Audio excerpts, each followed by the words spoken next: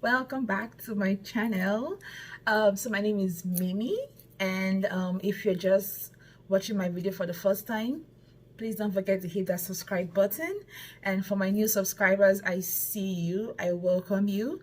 Stay tuned for many awesome content. Guys, I just want to thank you for your response to my last video.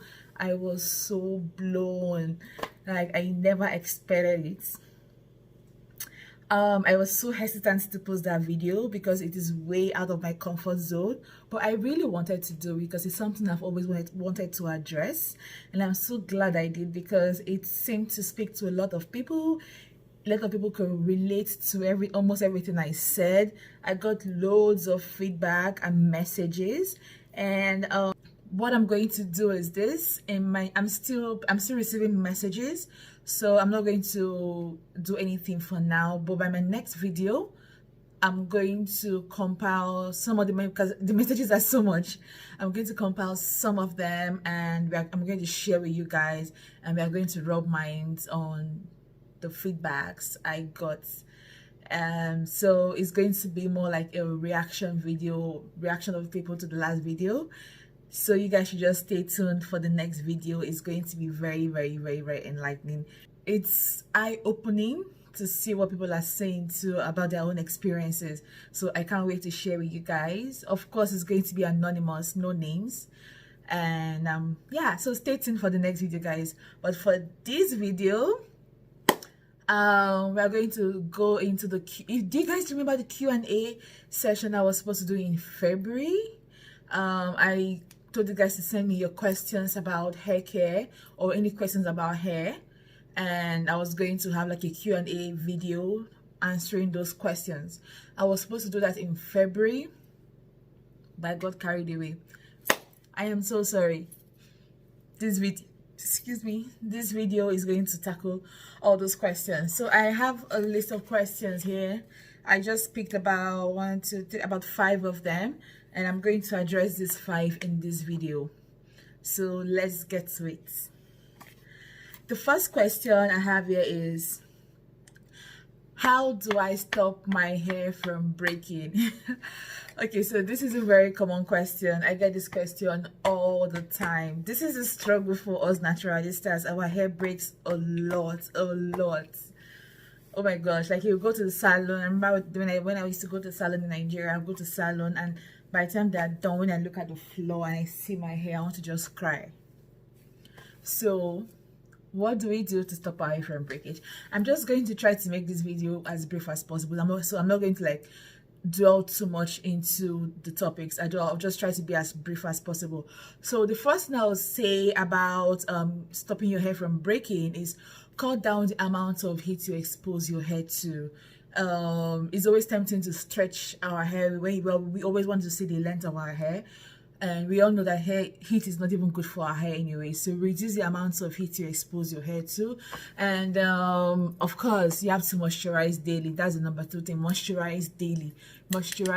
At least, I've said this thing before, at least 2 times in a day. Get your spray bottle, put your leave-in conditioner and few drops of your hair growth oil in it.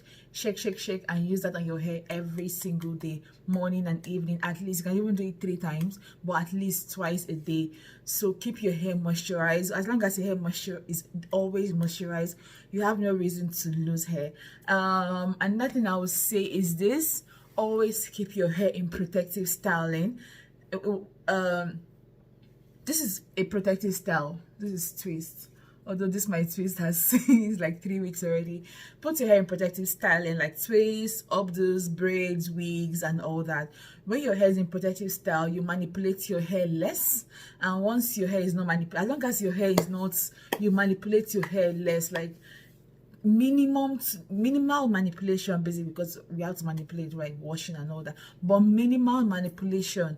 Trust me, you will retain your hair. Avoid touching your hair all the time. Every time, like all this hair, when your hair is exposed, you always want to like switch styles up every day. You're going to lose hair. So just keep your hair in protective styling. Another thing I would say is for you to trim your hair regularly. Split ends. Once your split ends are a sign of unhealthy hair, so at least every 3 to 4 months, just trim the tips of your hair.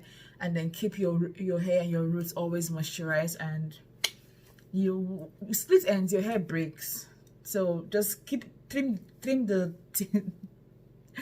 trim the split ends, and you see your hair begin to thrive. People don't like trimming their hair because they don't want to lose hair, but you're not cutting half of your hair, you're just cutting the tips, the split ends. Those split ends are not healthy, they don't even count as part of the length of your hair, so cut them off. And yeah, it also helps in preventing breakage. So I have tackled the first question. The second question I have here is this is from a fellow naturalista back home, and she asked me, how is your hair coping in your new environment? Very good question. So when I came here, I was worried that my hair was not going to cope because of winter. You know how winter is, really cold, and it's really not good for the hair, snow and everything. So I was very worried about how my hair was going to cope. But funny enough, my hair is actually really thriving. My hair is really thriving here. Like, I'm actually retaining length and gaining more length, although my growth is quite slow, but still I'm gaining length compared to back home. My hair is even thriving more here than back home, and I realized that the reason for that is this: my hair is always in protective styles here because I'm scared of the effect of the weather on my hair. So I tend to do a lot of protective styling and manipulate my hair so much less than what I was doing back home. So I'm either wearing my wigs, or I have my twists like this, or my updos. I rarely leave my hair out or do twist outs, and even if I do twist outs, maximum 2 days and my hair is back in that protective style. But back home, because of our weather is very humid, I tend to always like leave my hair out, like my afros and stuff like that. So when your hair is out, you have to style it every day. Like, you have to style it every day, and by styling your hair every day, you tend to lose more hair. So my hair has actually been thriving more here because of protective styling than back home. So that answers that question.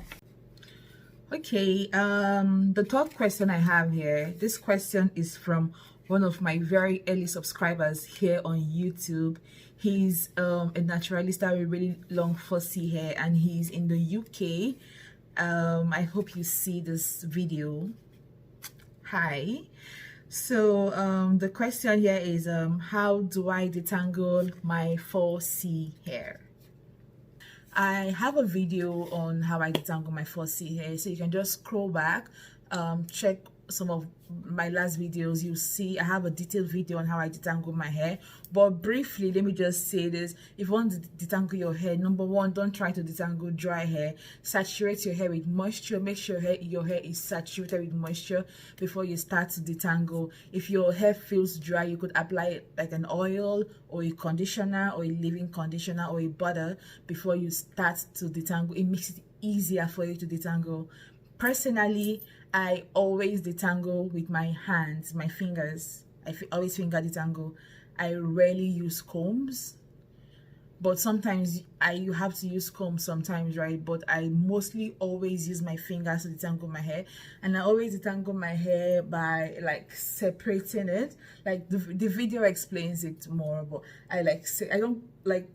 Before I run my fingers through my hair, I separate the strands. And another thing again we should learn to do is this: like the tips of your hair, you know, all those knots that are so tight that you're so tempted to like yank it off, and then by doing so you lose the ball, or the, I don't know, the ball of hair that forms at the tip. You have to like pull it off and throw it away. You're losing hair by doing that. So when you have all that knotted hair at the tip of your hair, what you do is be patient, guys. First of all, if you want to detangle your hair, you have to bring out enough time, at least an hour, depends on the quantity of hair you have in your head. But you have to patiently detangle your hair. So for that type of knots, what you need to do is, first of all, make sure it's moisturized. Then you painstakingly separate it strand by strand until it's completely separated and the knots are free. The video explains how I detangle my hair, and I hope that will be able to answer this question. I'm taking my green tea with lemon, trying to keep myself very keep my immune system up. Guys, you can see my face, no makeup. I can't remember the last time I wore makeup. It's been a while. Just been stuck at home. Just this quarantine life. It's not easy, but we have to do it. Stay home. All right, so this question, when I got this question, also from Instagram, it really cracks me up because I can totally relate to this. So the question is this: how do I stop pinching my hair? How do I stop pinching my hair? Guys, this is a daily struggle for a lot of naturalistas, me included. The temptation to pinch your hair is so strong. I actually had to start praying about it. Okay, so if you want to stop pinching your hair, what I will say, let me just talk from personal experiences. For those who don't know what pinching your hair is, okay, let me use my own hair for example. So you can see all this hair. So because our hair is natural, when your hair is relaxed with relaxer or whatever, or texturizers, is smooth. Like you don't have any loose hair, like, or you know how natural hair has all those like tiny knots, like little tiny knots that you have at your edges that you always want to like just play with, like just pick it. It's always very sweet. Like it has this sweet sensation it gives you. That is the beginning of the end of your edges. Oh my lord, I did that. I was addicted to pinching my hair, guys. I literally had to pray over it. It was not funny, but thank God. I'm going to share what's worked for me.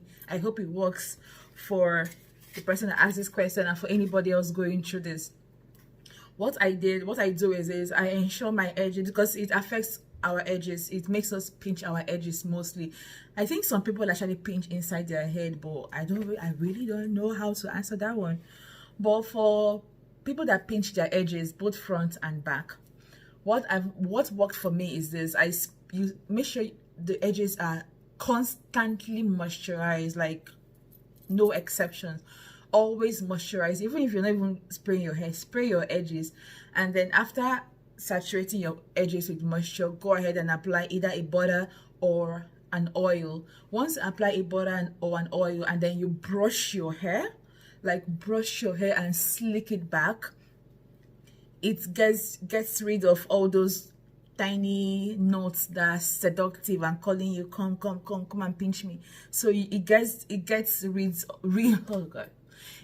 rid of all those knots, and the edges are like, that's what I did. Like you can see my edges as, although I still have this one here that I feel like pulling, like you can see the way I'm pulling it.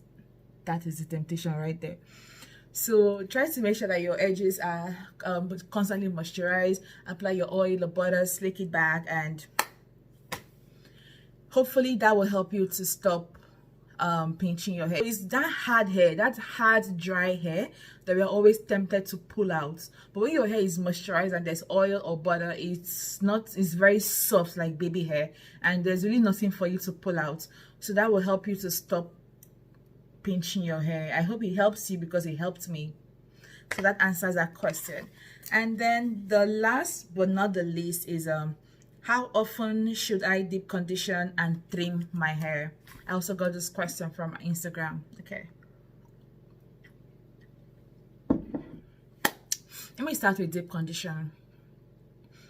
We should always deep condition as often as we wash our hair, which is every 2 to 3 weeks. So basically you have to deep condition your hair every 2 to 3 weeks, and it's important to create a balance between protein and moisture deep conditioning.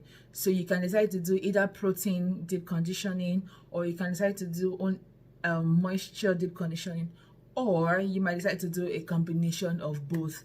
The most important thing is for you to listen to your hair. I always tell people to listen to your hair, but they don't really seem to understand what I mean by listen to your hair. When I say listen to your hair, feel your hair. Try to understand what your hair is craving for. So trying to decide between what your hair needs with regards to deep conditioning, trying to decide where your hair needs protein deep conditioning or moisture deep conditioning, or both, is by you listening to your hair. So if your hair is really dry and brittle, like it's dry, it's breaking and all that, what does your hair need? Moisture, right? Right. So if your hair is already moisturized, like is basically saturated with moisture, and because there's actually something like moisture overload, and that also makes your hair weak and unhealthy. So, and your hair, if your hair is weak and suffering from that moisture overload, what your hair needs at that point is protein. So protein strengthens your hair and restores that balance. Most often than not, I do a combination of protein and moisture. So for protein, I use things like hair mayonnaise, regular mayonnaise when we eat, or just any product that has protein base, or even oils like coconut oil. That's a protein oil. I really don't like egg, the smell of egg on my hair, so I can't put egg on my hair. But if you can stand it, please go ahead and add that to your protein treatment. For moisture, I do things like aloe vera gel, natural aloe vera gel, or I buy a store-bought deep conditioner, moisture deep conditioner, or even moisturizing oils like olive oil, and then things like avocado and all that. So yeah, basically just have a balance between both. And then for, I hope that answers that question. I think it does. And for trimming, I already talked about trimming in the first question. I'm just going to repeat myself again. Like I said before, you should always trim your hair every 3 to 4 months, basically every quarter.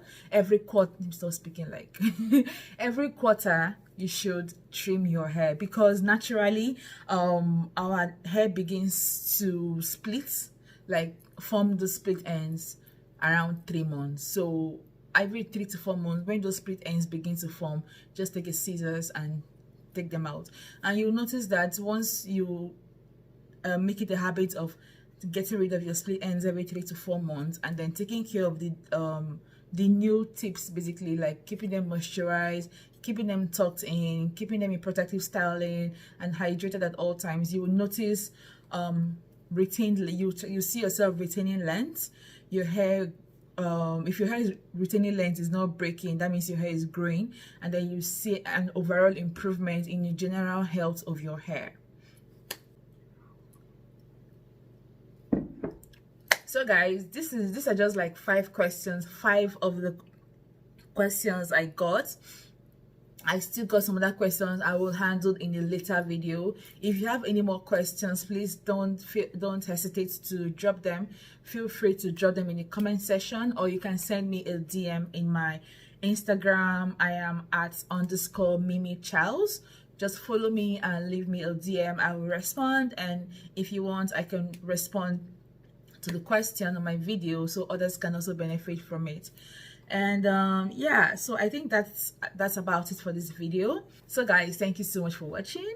If you're not yet subscribed and you're watching this video, please go ahead and hit the subscribe button, and also hit the notification bell so you will get a reminder when my new video is out.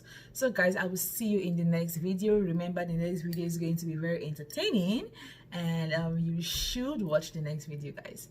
Thank you so much, and I'll see you in the next one. Bye.